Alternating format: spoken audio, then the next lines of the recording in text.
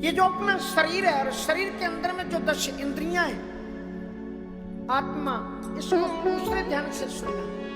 आप रुक्मणी विवाह और राधा विवाह में मत चले जाना, आप अपने विवाह में रहना,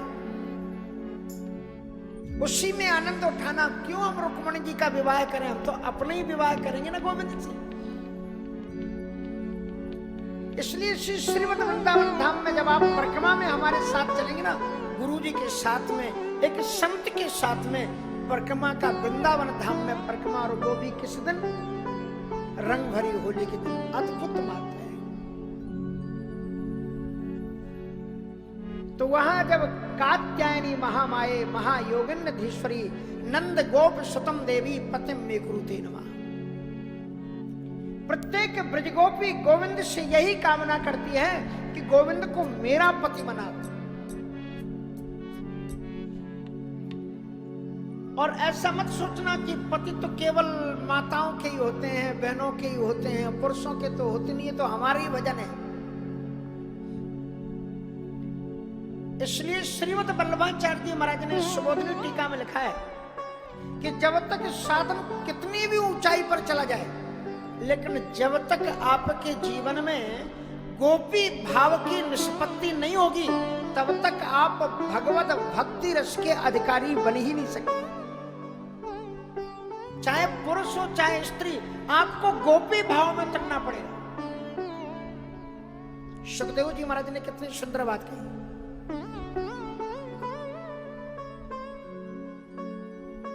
जब भगवान श्याम सुंदर ने बांसुरी बजाई, निशम्य गीतम तदनंग वर्धनम, निशम्य गीतम तदनंग वर्धनम, ब्रजप्रिया कृष्ण ग्रहीत माता, ब्रजप्रिया कृष्ण ग्रहीत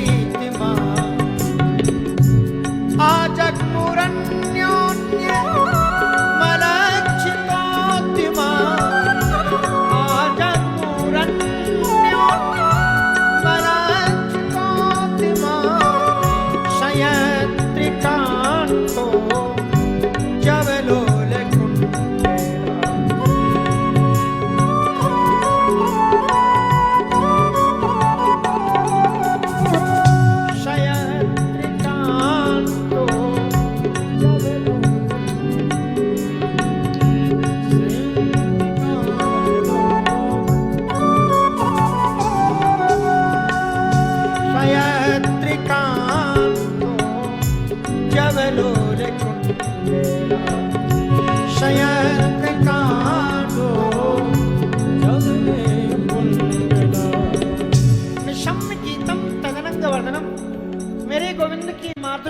माधुरी भरी बांसुरी की आवाज को श्रवण करने के बाद में समस्त वृंदांगनाएं वहां पर, यहाँ आजगमु क्रिया का प्रयोग किया, जगमु नहीं कहा। आजगमु मानी आ गई, आई, सखियां आ गई। अगर जगमु क्रिया का प्रयोग करते तब ये होता कि गोपियां वहां पहुंच गई। आ गई का मतलब ये कि सुखदेव जी महाराज भी गोपी बनकर के पहले से महाराज में उपस्थित हैं। सुखदेव जी महाराज, शंकर जी देखो गोपेश्वर महादेव के रूप में विराजमान। महाकवि श्री कबीर साहब जी क्या कहते हैं, डोली उठाओ कहार पिया घर जाना है, वो भी दुल्हन बन जाता है। घूंघट के पटर खोल रे तो ये पिया मिलेगी। घूंघट का पट कौन खोल सकता है? तुम्हारी इन दिव्य ज्ञान भरी आंखों के सामने माया का घूंघट पड़ा हुआ है, और जब तक ये माया का घूंघट नहीं उठेगा, और इसे केवल सद्गुरु ही उठा सकते हैं। जब तक सद्गुरु कृपा करके माया का घूंघट नहीं उठाता, तब तक तेरा साईं तुझ में और तू खोजे जग माए। तो दुनिया में भटकता है उसको फल से।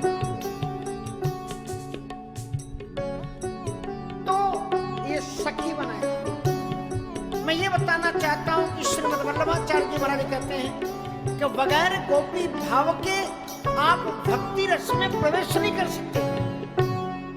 तो ये गोपी भाव क्या है? गो मानी इंद्रियां। गो मानी क्या है?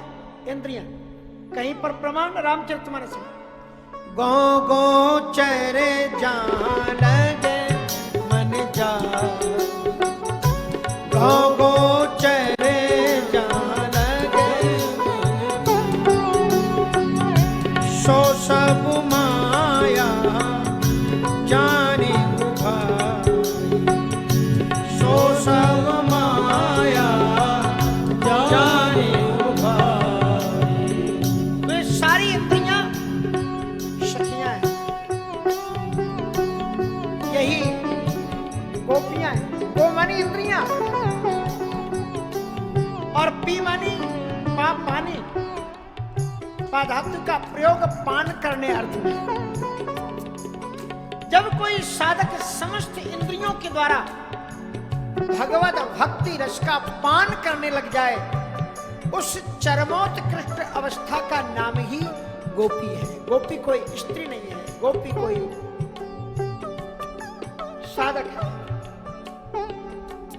अब हम जब गोपी की बात करते हैं तो एक गोपी को एक नई नवेली दुल्हन बना करके खड़ा कर देंगे, बगल में मटकी पकड़ा देंगे, ये गोपी हो गई। गोपी वैसी थोड़ी, गोपी तो एक साधनात्मक चरमोत्कृष्ट अवस्था का नाम है।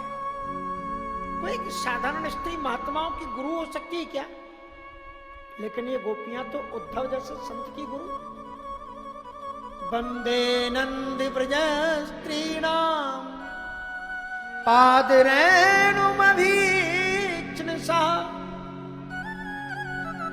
श्री उद्धव जी महाराज कहते हैं वंदे नंद ब्रज स्त्रीणाम पाद रेणु। चरणों की वंदना नहीं करते। जो ब्रज की ब्रजांगनाएं गोपियां हैं उनके पाद रेणु, चरणों से लगी हुई जो रज है उसकी, इन ब्रजांगनाओं की चरण रज की वंदना करते हैं। क्यों कहते हैं यासाम हरि कथोद्गीतम पुनातु गुणत्रयम्। जिनके मुखारविंद से गाए गए भगवान की दिव्य मंगलमयी कथा से संपूर्ण त्रिभुवन आलोकित हो रहा है, पवित्र हो रहा है, पावन हो रहा है। तो गोपी बन। तो भगवत गीता में कहते हैं कि हम अपनी इन सारी इंद्रियां जो थी ना, इन सारी इंद्रियों ने मिलकर के गोविंद से प्रार्थना की, नमामि ते देव